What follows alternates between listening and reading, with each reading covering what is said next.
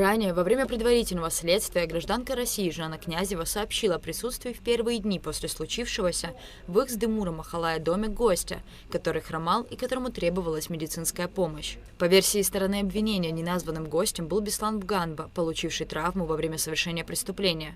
Слова Жанны Князевой подтверждала и другая свидетельница, Кристина Авицба, являющаяся ее подругой.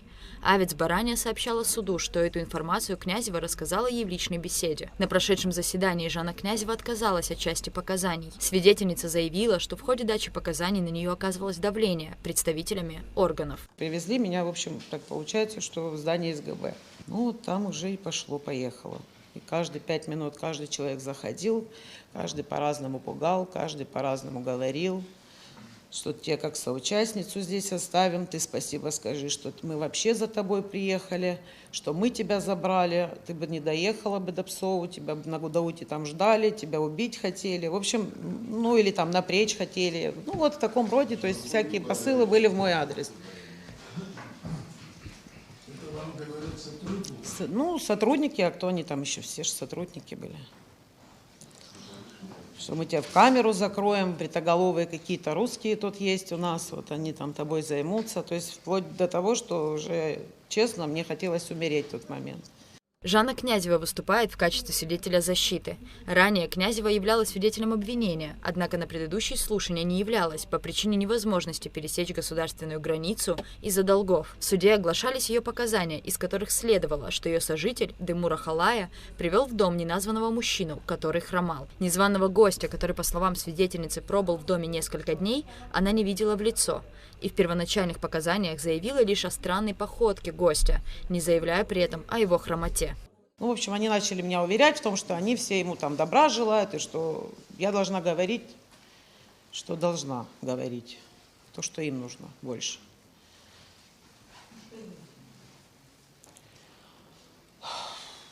В общем, они мне показывали какие-то фотографии людей, которых я должна была узнать, что вот это он был. Я говорю, я не знаю, я не видела. То есть вот это он, вот конкретно прям вот какие-то лица были мне показаны, что он был.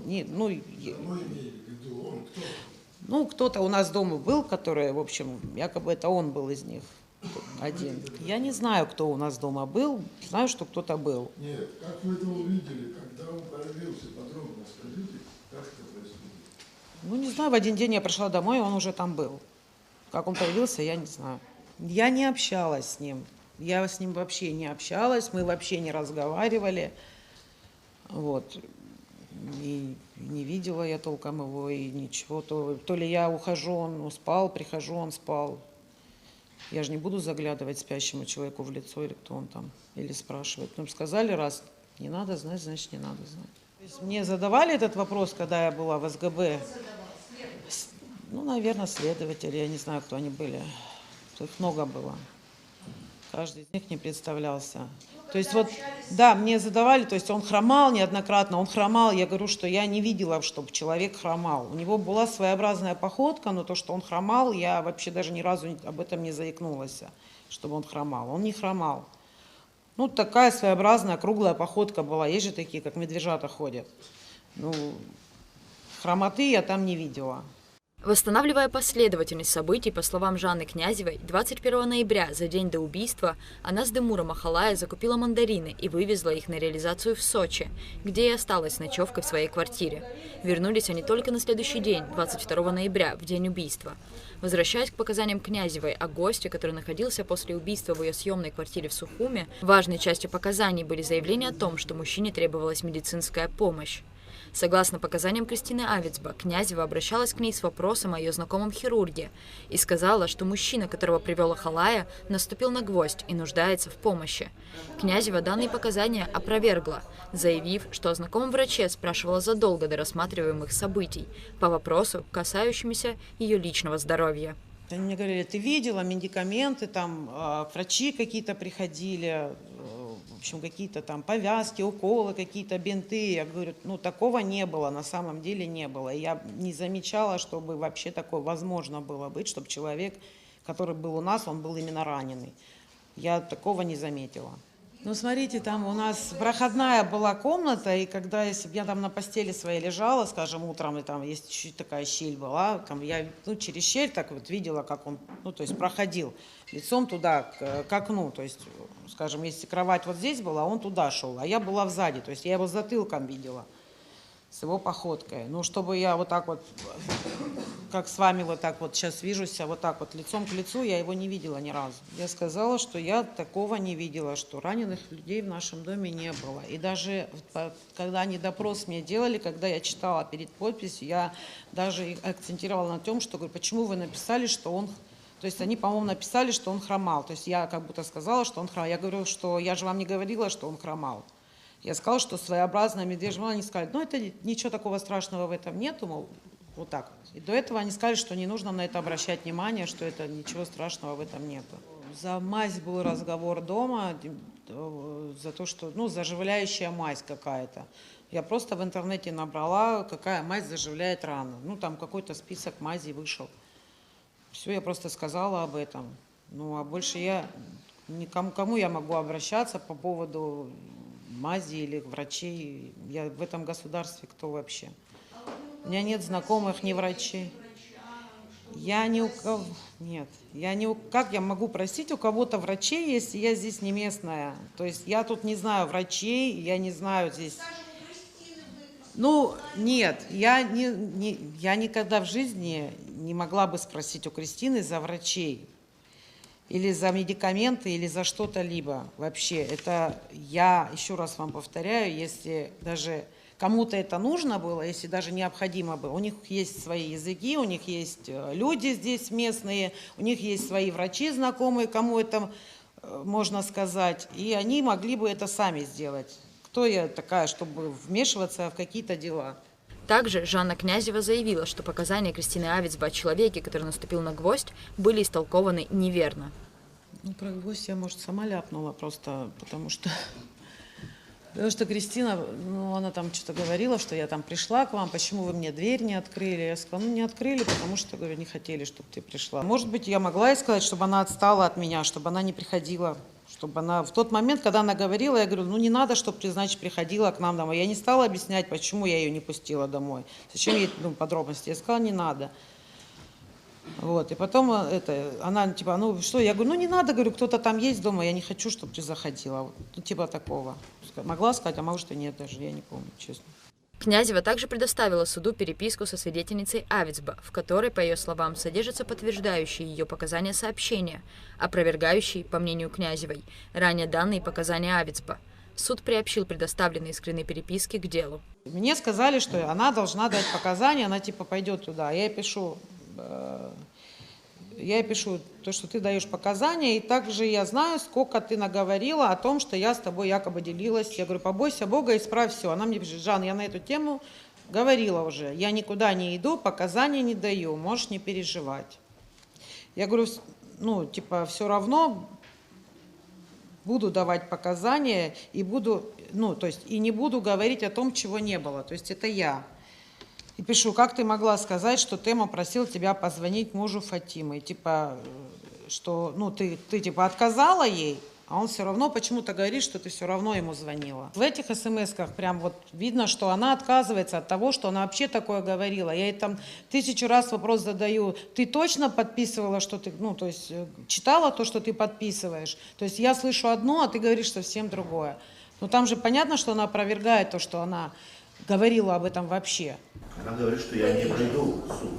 Не приду, но когда я ей вопросы задаю, вы почитайте, там есть вопросы, на которые она ответит, ты чё? Типа, мол, я, мол, посмотрите, вы почитайте просто. Я поэтому не стала читать. Свидетель не помнила некоторые события, мы огласили ее. Ну вот ей напоминалочка, пусть почитает, тогда и вспомнит.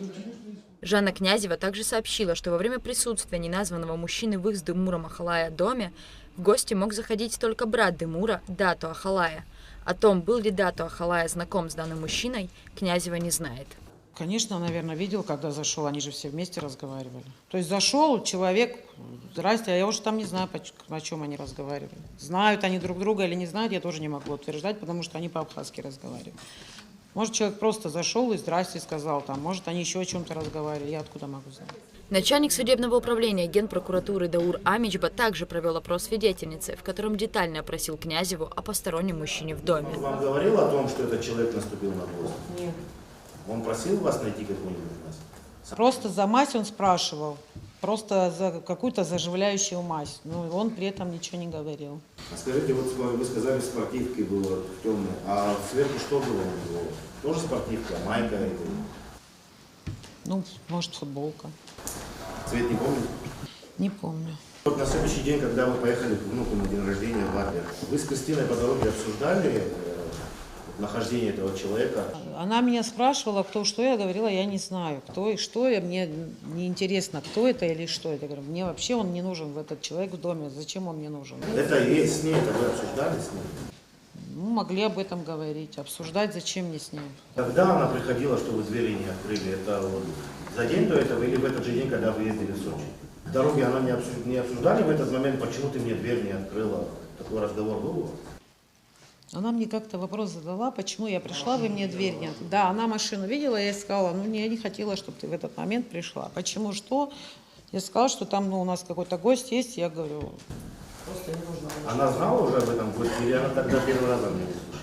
Нет, она, когда я первый раз говорила, она не знала. Я сказала, не надо приходить. Вы же говорите, что на дне рождения Нестора еще за день до этого обсуждали. Я сейчас не помню, день рождения было до этого или после этого. Я по числам я не помню. Адвокат потерпевшей стороны Инга Габилая также задала свидетельнице уточняющие вопросы, однако по большей части деталей показаний Князева ответить не смогла, сказав, что не помнит подробности тех дней. Помните, пожалуйста, когда вам стало... Я не знаю, когда у меня был гость, какого числа. Ну, Уже был. Чтобы сейчас сказать, дату какого был числа. дома или нет, вам тоже не Я известно. не помню. Здесь не допрос идет, здесь спор Вы идет. помните, может быть, дату Ахалая в этот день на свадьбе был где-то? Я не откуда я знаю, мне что, отчитывается? Вот гость день рождения Нестору тоже не помните, да? А вот когда вас везли к Нестору, вас дату один вез или с Тимуром Ахалай? Я не помню, с Тоже кем не вез, помните. кто вез, вообще тоже. Хорошо. Если я не помню, кто вез, зачем вы говорите, с кем вез? Вот вы сказали о том, что сотрудники СГБ просили вас сказать про медикаменты. И вы опасались сотрудников СГБ, да? Я настолько опасалась, что даже когда вот здесь пришли мои показания депонировать, что мне хотелось кричать «помогите», только не знала, кому довериться можно. Вы опасались сотрудников СГБ, да? В итоге сотрудники СГБ на вопрос, что же от вас требовали, вы сказали о том, чтобы подтвердить вот эту ситуацию, связано, что якобы у вас дома находились медикаменты. Такое у вас сотрудники Не просили? только медикаменты. Скажи, что он хромал, то есть человек хромал. Мне давали фотографии. Вот это он, узнай, вот это он же, вот это он же. Вы ознакомливались своим протоколом допроса перед подписанием? Я читала его, но там много чего было не так, как нужно было, как я даже говорила. В части, например, медикаментов, вам задавали такой вопрос про медикаменты, и Я вы не ответили, видела что не было медикаментов. Я да. не видела То и есть, не было.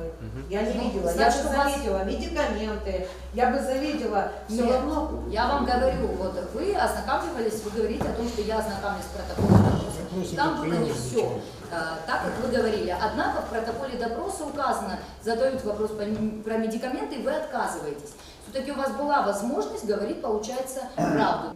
Сторона обвинения ходатайствовала об оглашении ранее данных Князевой показаний. Приехав домой, поднялась в квартиру, зайдя, увидела в зале незнакомого мужчину. Пройдя мимо него, зашла в свою комнату, спросила у Демура, кто это, на что он мне ответил, что это его близкий друг, у него проблемы, и он поживет у нас пару дней. Я больше не стала задавать вопросов, спросила, как его зовут. Он ответил, что этого мне знать не нужно. После этого я больше из комнаты не выходила. Через приоткрытую дверь я заметила, что тот незнакомый мужчина прихрамывает. На следующий день, 24 ноября 2019 года с утра, я встала и вышла из своей комнаты в зал. Демур находился в квартире, незнакомый мужчина спал на диване. После чего я совместно с Кристиной поехала в город Сочи к своему внуку на день рождения на своей автомашине. Вернулись из Сочи поздно ночью, по дороге заехали в Пицунду. Когда я вернулась в нашу квартиру в Сухуми, тот незнакомый мне мужчина спал на диване. Я тихо зашла в свою комнату, Демур был там, после чего я легла спать. Событие 25 ноября 2019 года плохо помню. Помню, что встало утром, незнакомый мужчина находился в зале. Увидев меня, он встал затылком ко мне, скрыл лицо. Из заслушанных показаний Князевой следует, что Демур Ахалая сказал ей, что мужчина, проживающий у них, наступил на гвоздь и спросил, какую заживляющую мазь применить в таком случае. Я нашла в сети интернет подходящую мазь, название вспомнить которой затрудняюсь, и сказал об этом Демуру. В тот день нашего гостя навестил Дату Ахалая. Они разговаривали на абхазском языке, о чем мне неизвестно. Я находилась в своей комнате, через некоторое время уехала по своим делам. Находилась в пределах города Сухум. Когда я вернулась, в котором часу не помню, было уже темно. Незнакомого мужчины в нашей квартире уже не было. Я не стала ничего спрашивать, обрадовала, что незнакомца уже нет. В общей сложности он провел у нас в квартире 2-3 дня. Могу немного ошибиться в датах его отъезда. Вопрос. Можете ли вы описать того мужчину, который находился у вас в квартире 2-3 дня с 23 ноября 2019 года? Ответ. Я видела указанного незнакомого мне мужчину всякий раз с затылка. Он прятал свое лицо, поэтому с этого ракурса смогла разглядеть лишь некоторые приметы.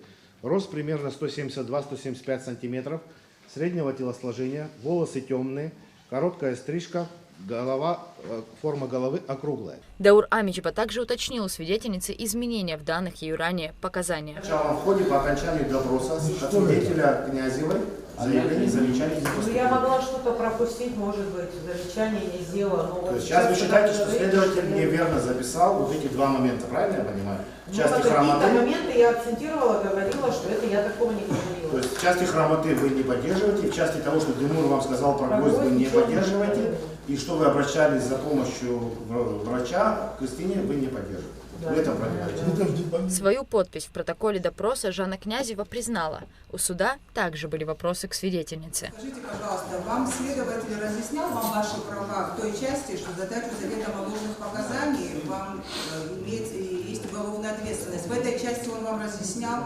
учиняя подписи на протоколе. Люди разъясняют, что это, да, вот. А всю ответственность понимаете? Ну, я понимаю, что я врать не должна, конечно. Зачем мне врать? Ну, Ну, там, зачитывали смотрите, само его. следствие меня просило, вот ты должна вот так сказать, понимаете? Вот это не То обращение. есть ты должна, чтобы выйти, чтобы помочь Тимуру, ты должна вот так сказать, ты должна ему помочь, ты понимаешь, что только ты можешь ему помочь. То есть само следствие меня просило вот так сказать, а я на тот момент я тоже сказала, зачем мне говорить то, что не было, что я не знаю, что я не видела, зачем я Сегодня говорю? опасность пропала, так понимать вас говорят. уже В суде много. тот же суд вас предупреждает сейчас об уголовной ответственности, где вы учинили подпись. Заседание прошло в присутствии подсудимого Беслана Бганба, которого ранее удалили из зала суда до прений сторон из-за нарушения порядка. На время допроса свидетельницы ему было разрешено присутствовать. Следующее судебное заседание состоится 4 апреля. Рада Чачава, Тимур Гугохи, Абхазское телевидение.